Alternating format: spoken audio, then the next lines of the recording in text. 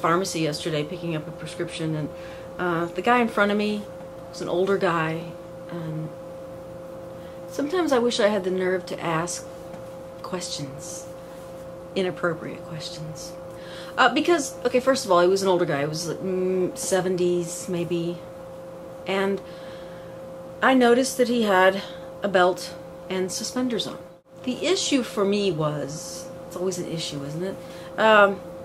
Was that he had an undershirt on, which is fine. He had the suspenders, and then he had another pullover, like a golf shirt, on top of that. But it was light enough that you could see the suspenders underneath the shirt. So that's how I knew he had the suspenders on. And I desperately wanted to ask him, what happens when you have to go poo? I know I'm really talking about this. But, you know, if you gotta go to the bathroom, you know, go. He has to take his shirt off to then take the suspenders off. Why would you add that obstacle to your life if you didn't have to? What are the logistics of you going poo with this outfit on? Sometimes I'd like to know. I think we're back on track with Big Tex, at least for now. Started doing some more postcards and finally getting some tiles done because I wasn't liking the way they were coming out. They were looking too gummy, so the ones that I had done I'm trying to redo to make them look a little better. Bought this fan at Target. It was on sale because it's, you know, the end of the season. It was like $20. I put it in backwards so that it pulls the air out, and it's been very helpful with the spray paint fumes or turpentine or just any fumes that I have going on in here. So if you've got an area that you can work in and it's not pretty, and then, you know, it does work. This is a piece of plexiglass I did last year, and I meant to do it for a background. I never did anything with it because I didn't like the way it looked. I tried to sort of work with the texture of it a little bit. It's just, yeah, it was kind of a dead end. So I took the protective sheet off the front because that's what I'm going to use on here. And I'm just going to do some experimenting with this baby doll head. I don't know. I'm not even sure exactly what the experiment is. But there you go. So we're gonna just bear with me. I have been having trouble registering this baby doll head, getting it in the same place that I want it to get into. So I'm going to just put some tape here so I can line it up again when I put the next color on. So it will be easy to line up. Just going to try to make it easy on myself. Put a little line here so I can put the other one over and get the right, just so I can get the registration right. Because the last one, the last couple, the registration's been really hard to tell where it is. So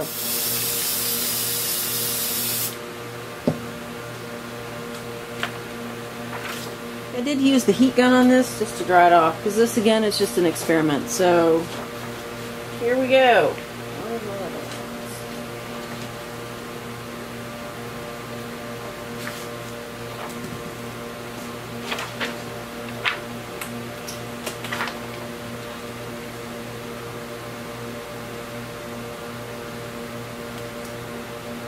Not an exact science, but, you know, close enough.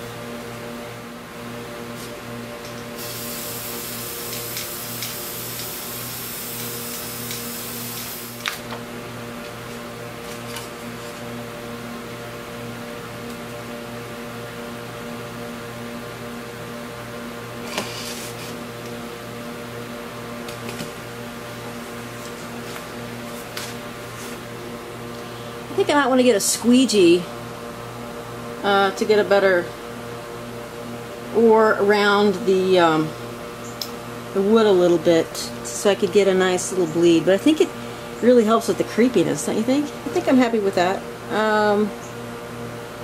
I might have wanted more of an even smear on there, but I think that had more to do with just a block of wood than anything else.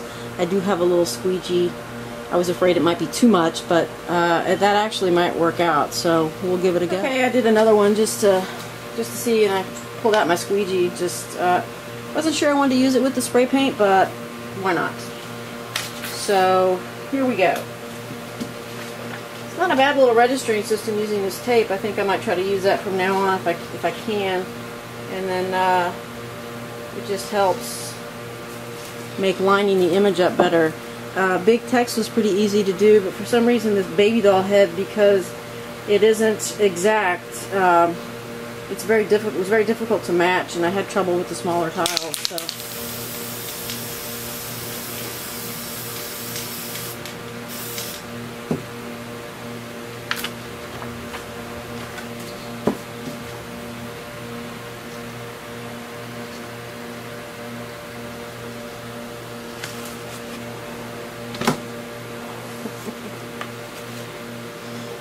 Somewhere there needs to be a happy medium, but all in all, I think, you know, depending on the look you're going for, I may have pressed down a little too hard. This one was just too, I was afraid because it was wood, it would be too abrasive. I didn't press down hard enough, but I guess I probably favor this one just because it is so subtle. This one is just a little too much, but anyway, something fun. Amping up the creep factor. I know not all of you will like this imagery, but you know, it's I don't know, just I'm enjoying it. No, I'm just trying to do something with the baby doll stencils to make them look a little more interesting, and I thought streaking them might help a little bit while they were wet. I guess really more than anything else is just trying to get back into the painting, and I don't know, the stencils are nice because it's the same imagery and you just can play with it. And I've never been one to do something that has a lot going on in a painting, and I think that's where my struggle is right now, because I really love the way it looks. I respond to it visually, but I just can't do it because I'm all about sort of zooming in and just doing something very simplistic. And that's not to say one is better than the other, but I love those the work that has a lot going on. There's a lot of layers and textures. You know, some of you know Capricorn Artist 73, who has greatly inspired me, and you know, his stuff is just tons and tons of layers. There's so many things going on, and a lot of them really work well. And I just can't do that. My head just won't let me do that. As much as I think I try to force myself to, it's just not happening. And it's almost like going against my nature. So it's something that I'm struggling with, only in the sense that I like the way that looks. And in a way, I kind of wish I could do that. I just can't. I'm coming to terms with the fact that that's not really my style, and I can't force it, and you shouldn't force a style. I believe that. I think you need to kind of go with what feels right, and do it. And there's nothing wrong with trying to push yourself and do different things, because ultimately, I think if you're going to be serious about art, that trying things that aren't comfortable, that don't work even. My cat just sneezed. That it will help you in what you are comfortable with, and maybe push forward if you're stuck or whatever. But I do love. And Manic Marks, he has a lot going on in his work as well. And I admire that. I think it's really cool. I love it. In fact, I have several of Manic Marks pieces. But some of the wooden pieces that I've bought of his, they don't have much going on. And I like that too. But it's interesting how kind of what I like and what I do are really different. I'm glad though. I'm glad I don't buy things that are so much like what I do,